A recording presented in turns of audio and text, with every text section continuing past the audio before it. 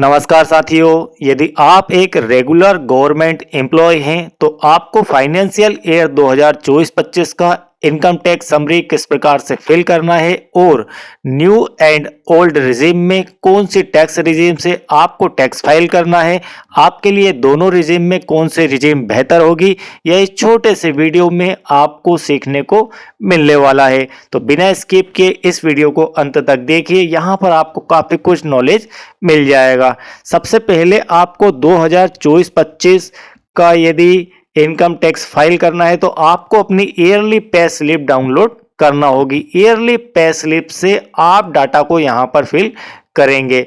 तो मान लेते हैं कि आपकी मार्च 2024 के अंदर बेसिक जो सैलरी थी, बेसिक आपका था उस समय सैलरी का 52,500 एंड आपका जो डीए था उस समय वह था 26,250।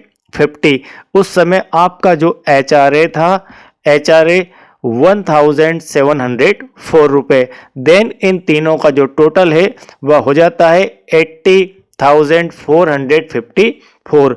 इस 80,454 के अंदर मान लीजिए आप अपना जीपीएफ अकाउंट के अंदर जो पैसा जमा करते हैं वह है 9,000।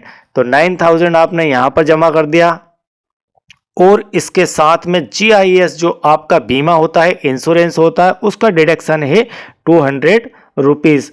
और इसके बाद प्रोफेशनल टैक्स वर्ष में एक बार भी कट जाता है और मंथली भी काट लिया जाता है। तो मान लेते हैं कि मंथली कटने पर वह 208 रुपये 1 मंथ का होता है। इसी प्रकार से अप्रैल के अंदर वही सैलरी आपकी रही, मई के अंदर वही सैलरी आपकी रही, जून के अंदर भी आपकी सैलरी में कोई बदलाव नहीं हुआ। अब जुलाई के अंदर मान लेते हैं कि आपको यहां पर एक इंक्रीमेंट प्राप्त होता है। इंक्रीमेंट लगने के बाद आपकी जो बेसिक सैलरी है वह हो जाती है 54,100 और इसके साथ में डीए आपका यहां पर 27,050 रुपीज हो जाता है और इसके बाद एचआरए आपका वही सेम रहता है। देन इन तीनों का जो टोटल है वह होता है 82,854 और आपका जो बाकी का डिडक्शन है वह सेम ही रहता है। यही सैलरी आपकी अगस्त में रहती है, सितंबर में रहती है और अक्टूबर के अंदर भी रहती है। अब मान लेते हैं कि आपकी नवंबर में यहां पर डीए में चेंज हुआ। डीए में चेंज होने के कारण आपका जो डीए है वह बढ़ जाता है। डीए बढ़कर हो जाता है 28,673 रुपीस और आपकी जो नवंबर में बेसिक है वह वही रहती है और आपका यहां पर डीए चेंज होता है। तो डीए चेंज होने के कारण यहाँ पर आपकी सैलरी इंक्रीज हो जाती है, आपका एचआरए वही मिलता है। देन आपका फाइनली जो टोटल है बेसिक डीए और एचआरए का वह होता है 84,477 रुपीज और आपका जो जीपीएफ में डिडक्शन है वह 9,000 और आपका यहाँ पर जो इंश्योरेंस बीमा है वह 200 रुपये 200 एंड आपका प्रोफेशनल टैक्स 208 रुपीज है। इसी प्रकार से आपका दिसंबर के अंदर भी वही सैलरी रहता है, जनवरी के अंदर भी वही रहता है और फरवरी के अंदर भी वही रहता है।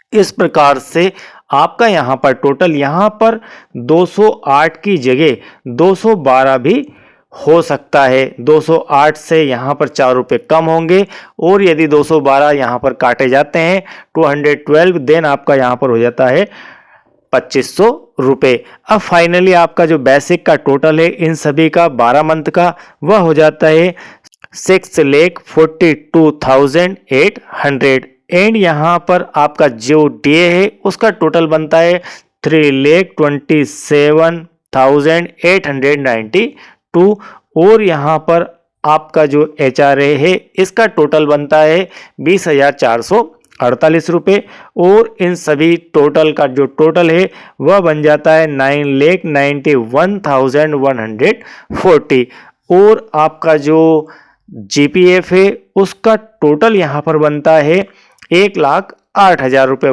एंड आपका यहाँ पर एसआई है, इसका टोटल बन जाता है 2400 और यहाँ पर जो आपका प्रोफेशनल टैक्स है यहाँ पर 212 लेने के बाद वह बन जाता है आपका 2500 रुपीज़। इतना यहाँ पर हो गया। अब मान लेते हैं कि आपको इस ईयर के अंदर एरियर भी मिले हैं, एक एरियर आपका यहाँ पर और एक एरियर यहाँ पर, और इन दोनों का जो टोटल है वह हो जाता है 40,000 रुपीज़। तो यहाँ पर 40,000 रुपये आपका एरियर बन जाता है। 40,000 एरियर जो आपका है वह भी आपके जीपीएफ अकाउंट के अंदर ही सीधा सीधा जमा होता है, इसलिए आप उसको यहाँ पर नहीं दिखाएंगे। उस एरियर को सीधे सीधे आप इस जीपीएफ की रो के अंदर ही दिखा देंगे। तो जीपीएफ जो टोटल है आपका 1,48,000 हो जाता है, जो कि सीधे सीधे आपके जीपीएफ अकाउंट के अंदर चला जाता है, और 2400 रुपये और 2500 रुपये यह आपका अलग है। ठीक है। अब फाइनली जो आपको पैसा मिला है, जो इनकम आपकी हुई है वह हुई 9,91,140 रुपीज़। और यह जो टोटल इनकम आपकी है, यह आपकी इनकम प्राप्त होती है आपको बेसिक, डीए और एचआरए के टोटल से। तो इस राशि को आपको कैलकुलेट करना है इनकम टैक्स के लिए न्यू रिजीम के अंदर, और ओल्ड रिजीम के अंदर हम इन तीनों अमाउंट को भी शामिल करेंगे। तो फाइनली आप याद रखिए 991,140। सबसे पहले हम इस राशि को न्यू रिजीम से कैलकुलेट करके देखते हैं, और इसके बाद आपको ओल्ड रिजीम से भी मैं इसे कैलकुलेट करके दिखाऊंगा। तो यह आपका 2024-25 के लिए न्यू रिजीम का फॉर्म। आप यहाँ पर अपना आधार नंबर, अपने डेट ऑफ बर्थ और बैंक के डिटेल यहाँ पर फिल कर देंगे। अपना मोबाइल नंबर यहाँ पर लिख देंगे। इसके बाद अपना नेम, यहाँ पर फादर नेम, ऑर्गेनाइजेशन और यहाँ पर अपने डिजिग्नेशन लिख देंगे। अब यहाँ पर आपका इनकम टैक्स फॉर्म किस प्रकार से फिल किया जाएगा यह देखते हैं। आपके यहाँ पर ग्रॉस सैलरी 9,91,140 है। इसके बाद net income from house property, यदि आपकी हाउस प्रॉपर्टी से कोई इनकम है तो आपको यहाँ पर लिख देना है, अदरवाइज यहाँ पर लिख देंगे आप नील। इसके बाद नेक्स्ट है कैपिटल गेन। कैपिटल गेन से यदि आपकी कोई इनकम होती है देन आप यहाँ पर उसे लिखेंगे, अदरवाइज लिखेंगे नील। और इसके बाद income from other sources, other sources से यदि आपकी कोई इनकम है तो वह भी आपको लिख देना है। अब मानकर चलते हैं कि आपकी बैंक इंटरेस्ट से जो आपको इनकम हुई है वह हुई है 15,000। तो यह आपके बैंक के इंटरेस्ट वाली राशि है, और यह 9,91,140 यह आपकी टोटल सैलरी से इनकम है। देन इन दोनों का जो टोटल है वह हो जाता है 10,06,140। इस टोटल इनकम के अंदर से, इस नेट इनकम से आपको डिडक्ट करना है स्टैंडर्ड डिडक्शन। स्टैंडर्ड डिडक्शन सिर्फ आपकी न्यू रिजीम के अंदर माइनस होगी, तो आप यहां से माइनस करेंगे 75,000 रुपीज। जब आपने इस 10,06,140 के अंदर से 75,000 अमाउंट को माइनस किया, देन आपके पास 9,31,140 बच जाता है। तो इतनी जो राशि है, इतना जो अमाउंट है, यह आपके टैक्सेबल इनकम है। तो आपने यहाँ पर 8 नंबर में टैक्सेबल इनकम निकाल ली है, वह है 9,31,140 रुपये। अब आपका टैक्स इसके ऊपर कैलकुलेट होना है। तो 0 से 3 लाख हम बात कर रहे हैं न्यू रिजीम की। न्यू रिजीम के अंदर आपकी स्लैब यह रहेगी टैक्स की। 0 से 3 लाख के लिए आपका जो टैक्स होता है वह होता है 0%, देन वह हो गया नील। 3 लाख से 7 लाख, 3 लाख से 7 लाख के लिए आपका स्लैब यहां पर कहता है 5% का। 3 से 7 के लिए 5% टैक्स, तो वह हो जाता है 20,000 रुपये। अब इसे किस प्रकार से कैलकुलेट किया जाएगा इसे डिटेल में आपको मैं दिखाऊंगा। इसके बाद 7 लाख से 10 लाख के लिए आपके जो राशि बचती है उसका 10% तो वह होता है आपका 23,114 रुपये। तो इस प्रकार से ये आपके दो टैक्स यहाँ पर आ जाएंगे। चलिए इसे हम दिखा देते हैं। तो 931,140 9,31,140 ये आपके टैक्सेबल इनकम है आपके 0 से 3 लाख। तो सबसे पहले आप यहाँ पर 3 लाख को माइनस करेंगे तो आपके पास बच जाती है यहाँ पर 9 में से 3 तो 6,31,140। तो यह आपकी हो गई यह वाली 0 से 3 लाख की। अब 3 से 7 लाख, 3 से 7 लाख कुल मिलाकर ये राशि आपकी है यहाँ पर 4 लाख। तो 4 लाख आप इसके अंदर से और माइनस करेंगे, ठीक है। तो 4 लाख आपने माइनस किए तो आपके पास बच जाते हैं 2,31,140 रुपए, 2,31,140 रुपीज ये रिमेनिंग। तो इस 4 लाख का, अब इस 3 लाख का तो यहाँ था नील, ठीक है, ये वाला। वो 3 से 7 के लिए, 3 to 7 के लिए आपका स्लेब अनुसार है 5%। तो इसका आपको लगाना है 5%। तो यह आपका 5% हो जाता है 20,000 रुपये। अब 2,31,000 2,31,140 का आपको लगाना है। चूंकि यह आपका 7 to 10 के लिए 10% है तो 7 to 10, अब 10 तक तो हम जा नहीं रहे क्योंकि 9,31 पे हमारा रुक गया है यहाँ पर अमाउंट। तो हम 2,31,140 का लेंगे 10%। तो इसका 10% लेने के लिए आप 10 को उधर से हटा दीजिए तो 2,31,14, ठीक है, यहाँ पर सीधा सीधा बच जाता है। देन वह राशि आपकी हो जाती है 23,114, ठीक है। तो इस प्रकार से ये आपके 2 टैक्स बनते हैं। अब आप इन दोनों टैक्स का कर देंगे टोटल तो यह हो जाएगा 43,114। देन आपको इस राशि का, ये जो आपका आया है टैक्स, इस टैक्स की राशि का 43,114 रुपये जो आपके टैक्स की राशि है, ये इस टैक्स राशि का आपको एजुकेशन एंड हेल्थ का 4% और कैलकुलेट करना होगा। तो इस राशि का, किस राशि का, 43,114 का आपको निकालना होगा 4%, जो कि फाइनली आपका आ जाएगा 1,725, 1,725। इन दोनों का आप कर देंगे टोटल तो वह हो जाएगा आपका 44,840 और यही आपका टोटल होगा यहाँ पर टैक्स। तो इस प्रकार से आप न्यू रिजीम से अपना टैक्स फाइल कर सकते हैं। अब इसी टैक्स के राशि को यदि आप ओल्ड रिजीम से कैलकुलेट करना चाहें तो क्या आएगा वह भी समझ लेते हैं। यदि हम ओल्ड रिजीम की बात करें, ठीक है, ओल्ड रिजीम से, तो ओल्ड रिजीम से इसका जो टैक्स है उसका कैलकुलेशन करके मैं आपको दिखा देता हूं।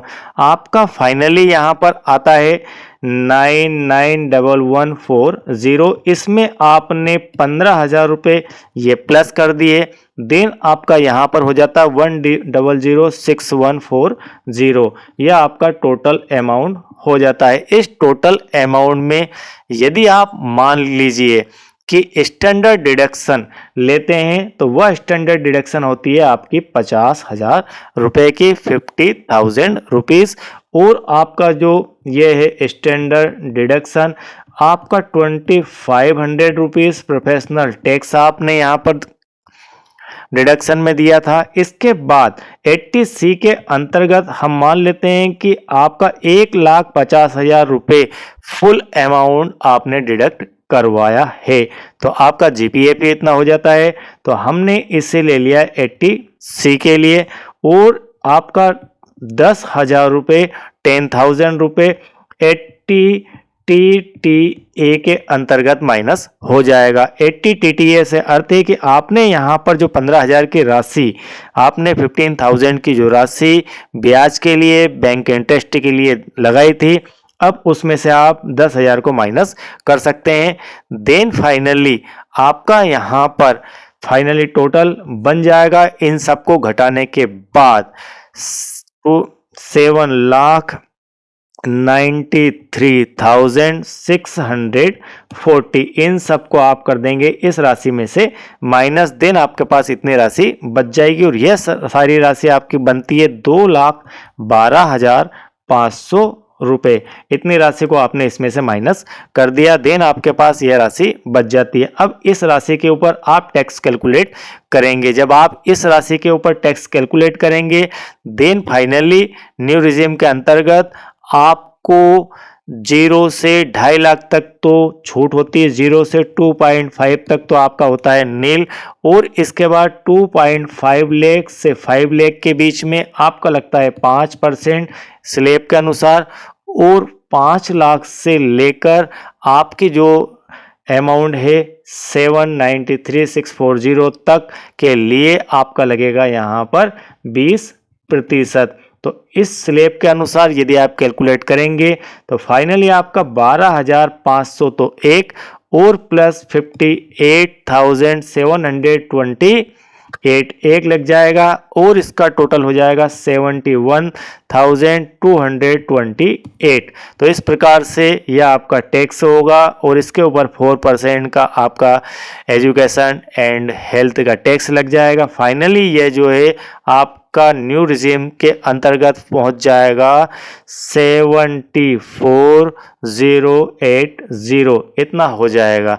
ठीक है, तो न्यू रिजीम से आपको टैक्स इतना लगेगा 74,000 के अप्रोक्स, और सॉरी ओल्ड रिजीम से इतना लग रहा हो, न्यू रिजीम से आपका लगेगा 44,840। तो आप समझ सकते हैं कि अंतर कितने का, इधर 44 है उधर 74 है, तो लगभग 30,000 का 30,000 का यहाँ पर डिफरेंस आ रहा है।